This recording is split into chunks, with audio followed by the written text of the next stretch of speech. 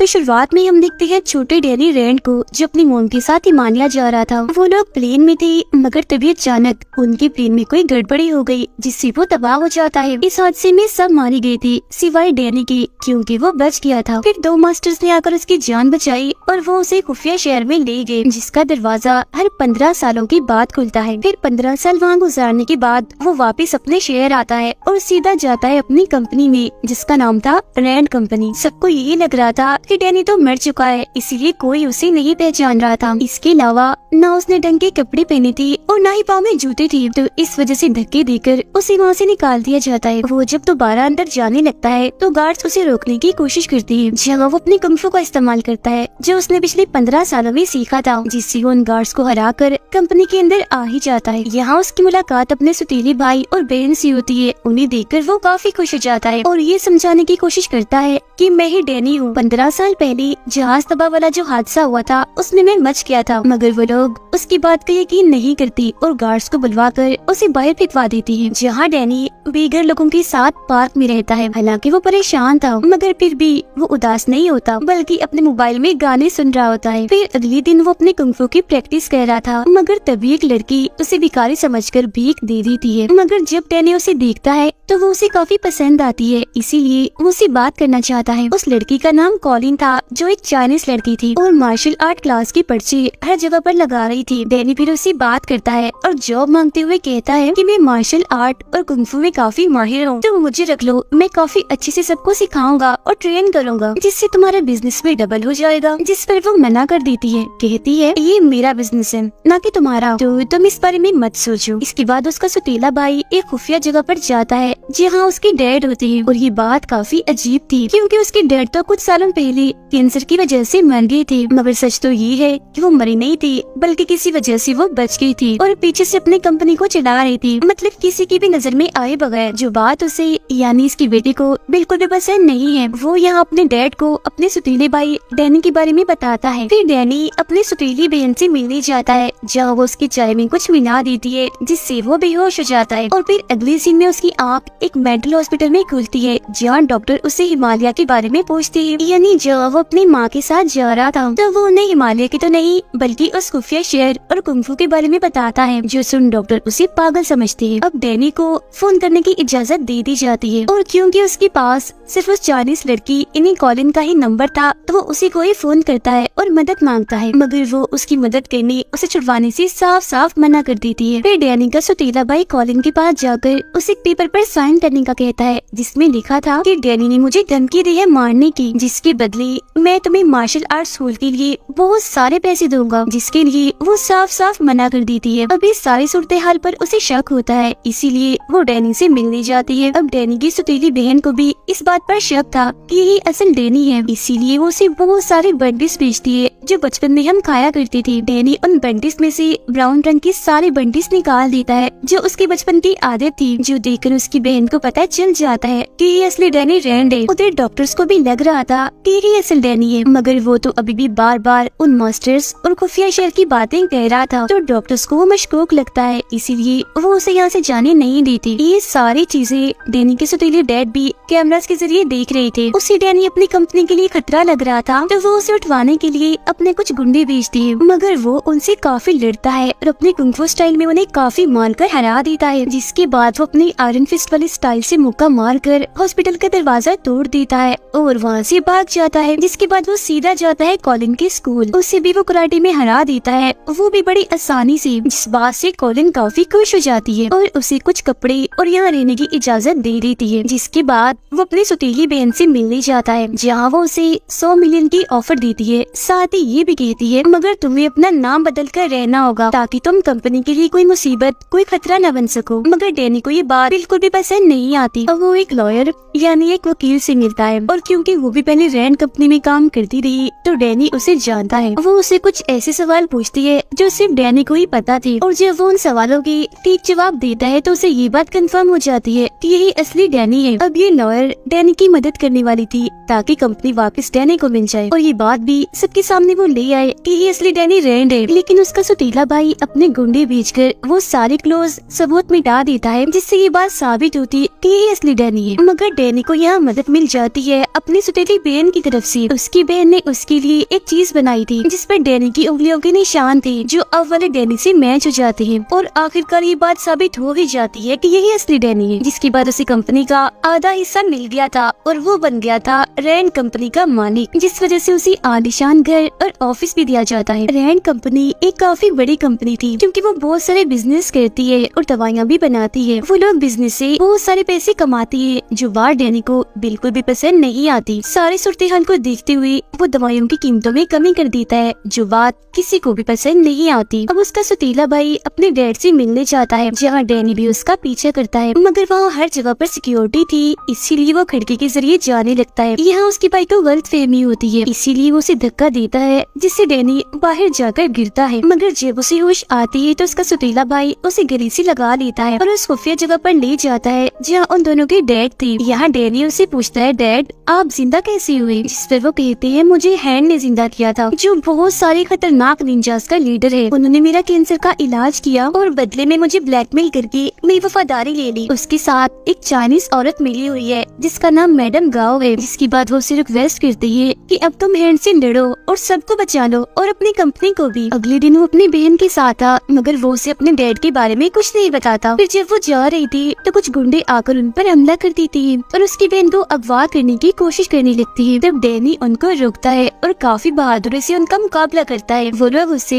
एक कुल्हाड़ी जैसे हथियार से लड़ रहे थे मगर वो फिर भी डैनी के सामने टिक नहीं पाते। एक एक करके वो उन्हें टिकाने लगाता रहता है जिससे वो अपनी बहन को अगवा होने से बचा लेता है। अब ये दोनों बहन भाई जाते हैं कॉलिन के पास उस मैडम गाओ का पता लगवाने, क्योंकि वो भी चाइनीज थी तो हो सकता है कि कॉलिन उन्हें जानती हो, यानी जिसके बारे में उनके डैड ने बताया था। अब उनकी ये बात सच भी हो जाती है क्योंकि कॉलिन उन्हें एक चाइनीज होटल के बारे में बताती है जिसके लीडर से डैनी बात करने जाता है। तब वो बताता है कि रैंड कंपनी के साथ हमारी एक डील हुई थी मगर तुम्हारी बहन ने डील हमसे तोड़कर किसी और से कर ली, मतलब कि हमारे साथ धोखा किया। मगर जब डैनी उन्हें हैंड के बारे में बताता है तो उन लोगों का मुंह बंद हो जाता है और फिर वो लोग वहाँ से चले जाते हैं। मगर बाद में वो लोग डैनी को एक पार्सल भेजते हैं जिसमें हैंड का ही बनाया हुआ एक ड्रग, एक नशा था, साथ ही एक लोगो, एक निशान भी था जो आयरन फिस्ट के ड्रैगन का था जो डैनी के सीने पर भी बना हुआ था। फर्क सिर्फ इतना था कि उसमें पंख नहीं थे। इसके बाद हम देखते हैं कि मैडम गाओ इन्हें जो हैंड के साथ मिली हुई है इस ड्रग नशे के काम में, वो अपने बिजनेस को इतना ऊपर ले गई है कि अब किसी को भी ड्रग लेने के लिए पाउडर या इंजेक्शन का इस्तेमाल नहीं करना पड़ेगा, बस स्टिकर लगाओ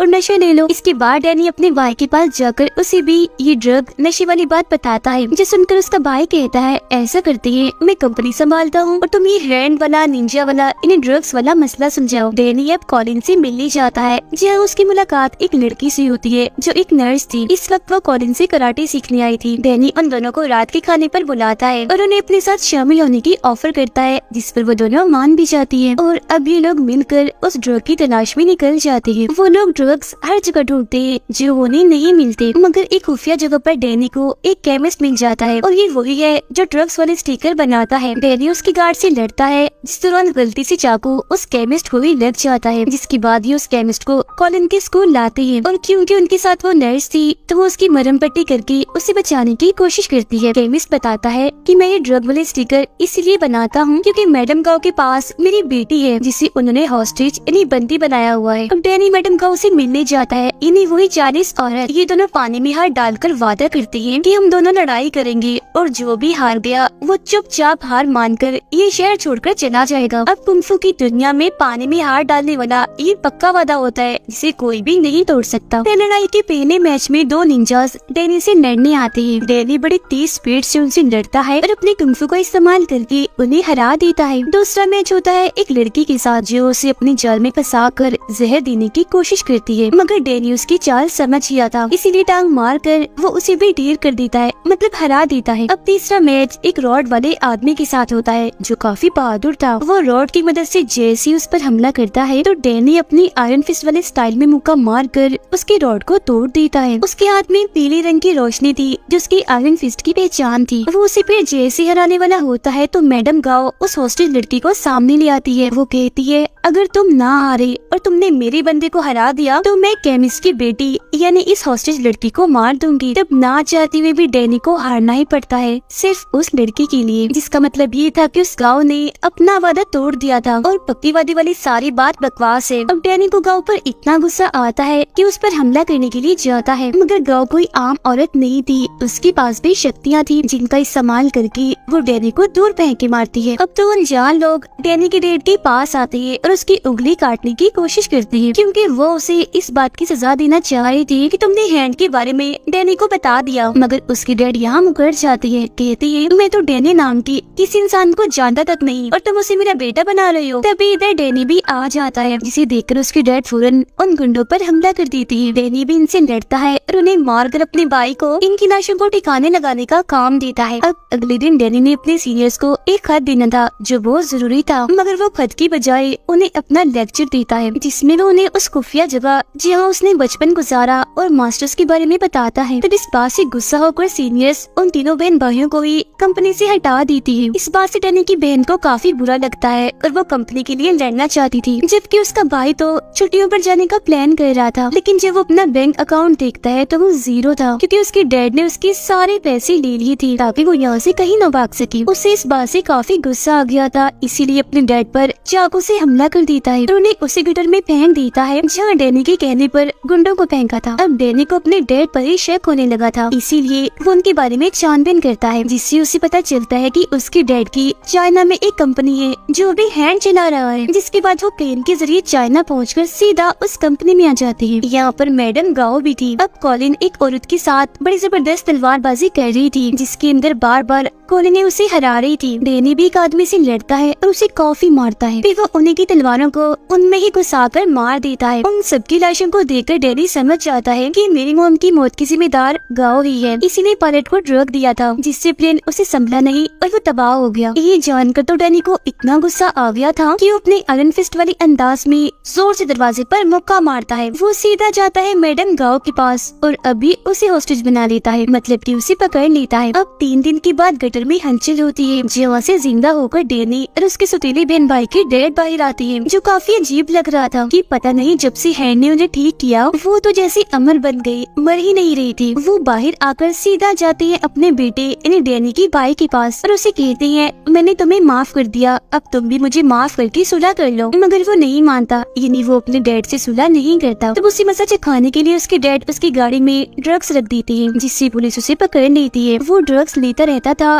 तो मेडिकल रिपोर्ट से भी ये बात साबित हो ही जाती है कि ये ड्रग उसी का है। वो पुलिस को काफी समझाने की कोशिश करता है कि ये मेरे डैड की जान है, वो मुझे फंसा रही है, मगर कोई भी उसकी बात का यकीन नहीं करता, क्योंकि उसके डैड की तो काफी साल पहले कैंसर की वजह से मौत हो गई है और वो तो जेल भी हो गया था। इसीलिए उसके डैड अपनी बेटी को अपने काम के लिए इस्तेमाल करते हैं, उसे अपना राज भी बता देती है, जो सुनकर वो हैरान तो थी मगर काफी खुश हो गई थी, क्योंकि उसे लग रहा था कि मुझे मेरे डैड मिल गए, मगर वो उसे सिर्फ अपना मकसद ही निकलवाना चाहती थी। डैनी ने मैडम गाओ को कॉलिन के स्कूल में कैद किया हुआ था। कॉलिन की हालत काफी खराब हो जाती है, क्योंकि उसे जहर की एक गोली लग गई थी और ये वही जहर था जिसे गाओ भी इस्तेमाल करती है। कॉलिन मरने ही वाली थी, मगर तभी इधर एक डॉक्टर आकर उसका इलाज करता है और मरने से उसे बचा लेता है। ये डॉक्टर दरअसल एक कॉलेज में प्रोफेसर भी था और इसने ही कॉलिन को कुंफू सिखाया था। यहाँ हो और डैनी दोनों कुंफू करने लगती है और वो डैनी को भी अपने कॉलेज में प्रोफेसर बनने के लिए कहता है। अब डैनी को गाँव से पता चलता है कि ये डॉक्टर ठीक नहीं है, क्योंकि ये भी हैंड के लिए काम करता है। ये सुनकर डैनी को काफी अजीब लगता है, इसीलिए वो उनके सिस्टम को चेक करने जाता है, जहाँ उसे बहुत सारे कंप्यूटर्स मिलते हैं। उसे समझ नहीं आता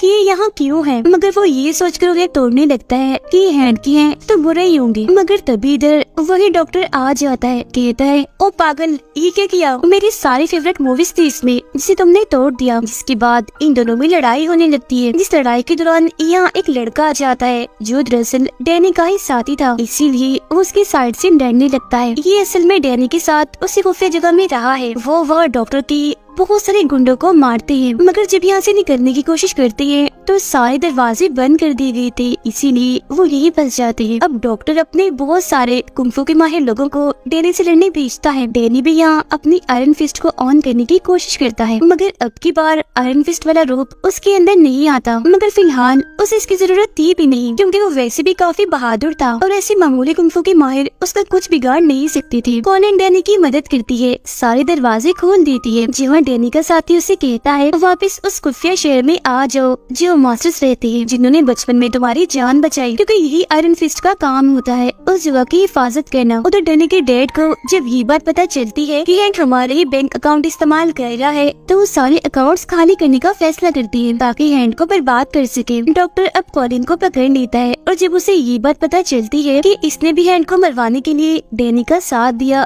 तो वो अपने साथियों को कहता है कि इसे मार दो, और वो भी बहुत बुरे तरीके से। मगर वो कैसे भी करके खुद को आजाद कर लेती है और वहाँ से निकल जाती है। जब वो बाहर गुंडों से लड़ रही थी तो तभी इधर डैनी आ जाता है और कॉलिन को संभालता है। जेल में डॉक्टर डैनी के सौतेले भाई से मिलने चाहता है और ऑफर करता है अगर तुम्हारे डैड को मार दिया जाए तो मैं तुम्हें कंपनी का चीफ बना दूंगा, क्योंकि अब कंपनी मैं ही संभाल रहा हूँ। जब वो डॉक्टर की बात मान लेता है और ये लोग उस खुफिया जगह पर हमला करती है जहाँ उनकी डैड रहती थी। यहाँ का डैनी का सौतेला भाई कहता है मेरे डैड को मार दो, लेकिन मेरी बहन को कुछ मत करना। तब डॉक्टर उसकी बहन की तरफ गन से इशारा करता है और गोली चलाते हुए कहता है ये वाली बहन, जिससे जाहिर है गोली चलने से उसकी मौत हो जाती है। इसके बाद डॉक्टर डैनी को वीडियो कॉल करके वहाँ की सारी सूरत हाल दिखाता है, मतलब कि उसकी सौतेली फैमिली कितनी बुरी है। ये देख कर डैनी खुद को उसके हवाले कर देता है कि मैं कितना पागल था, अपने सौतेले बाप बहन भाई जितने बुरे लोग थे उन्हें बचाने की कोशिश कर रहा था, उनका साथ दे रहा था। अब डॉक्टर डैनी को मारना नहीं, बस उसकी शक्तियाँ लेना चाहता था, इसीलिए वो उसे अपने साथ लेकर जा रहा होता है। मगर तभी इधर डैनी का साथी आकर उसकी जान बचा लेता है। वो सभी गुंडों से काफी लड़ता है। कॉलिन और डॉक्टर के बीच भी काफी लड़ाई होती है। हालांकि वो उसकी स्टूडेंट थी, मगर फिर भी वो जीत जाती है और डॉक्टर को हरा देती है। लेकिन वो डॉक्टर को जान से नहीं मार पाती, क्योंकि उसके अंदर भी सुपर हीरो जैसी ताकतें हैं। मगर तभी इधर डैनी का साथी आकर डॉक्टर के सीने में चाकू मार देता है और कहता है तुम इसकी स्टूडेंट हो इसीलिए नहीं मार रही, मगर मेरा इसी कोई वास्ता नहीं है। अब डैनी का वो साथी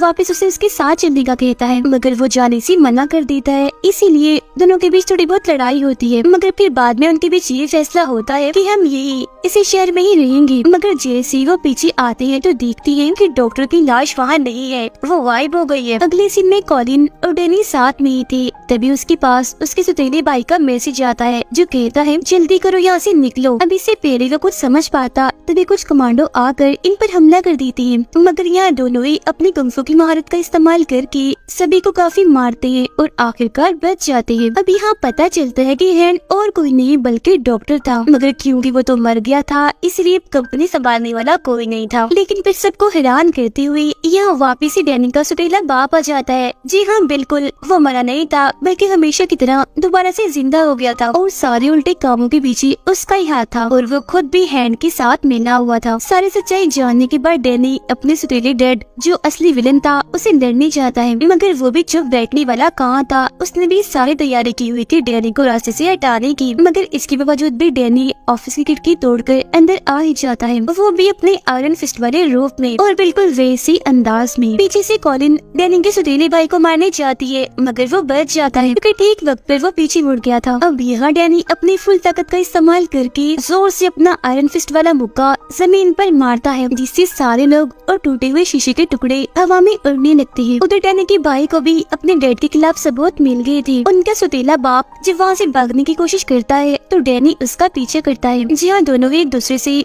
पाइप के जरिए लड़ते हैं, जिसके बाद डैनी उसे एक तीसरी पाइप में घुसा देता है, मतलब पाइप उसकी आर पार कर देता है। वो जान से नहीं मरता क्योंकि उसके अंदर भी सुपर हीरोज वाली शक्तियाँ थी। जिसके बाद डैनी यहाँ से जाने लगता है, लेकिन क्योंकि उनका बाप विलन है तो वो पीछे से डैनी पर गोली चलाता है, मगर वो अपना आयरन फिस्ट वाला हाथ आगे करके गोली रोक देता है। इसी बीच उसका भाई आकर अपने डैड को गोली से शॉट कर देता है, जिससे वो नीचे जाके गिरता है और वो दोबारा से जिंदा ना हो जाए इसलिए लोग उसे जला देते हैं। जिसके बाद सब कुछ ठीक हो जाता है। डैनी के सौतेले भाई को कंपनी वापस मिल गई थी और अपने जालिम धोखेबाज बाप से उसकी जान छूट गई थी। डैनी की सौतेली बहन को हम देखते हैं जो मरी नहीं थी बल्कि उस गोली से जिंदा बच गई थी और अब वो डैनी की साथी के साथ थी। उनके पास ही डॉग भी बैठी थी जो उनकी बातें सुन रही थी। अब हम डैनी को देखते हैं जो कॉलिन के साथ मास्टर की उसी खुफिया जगह पर जाता है ये चेक करने के लिए कि सब ठीक है ना, मगर वहाँ उसे अपने बहुत सारे मास्टर्स की लाशें मिलती है जो देख उसे बहुत बुरा लगता है और बस इधर ही सीजन 1 खत्म हो जाता है।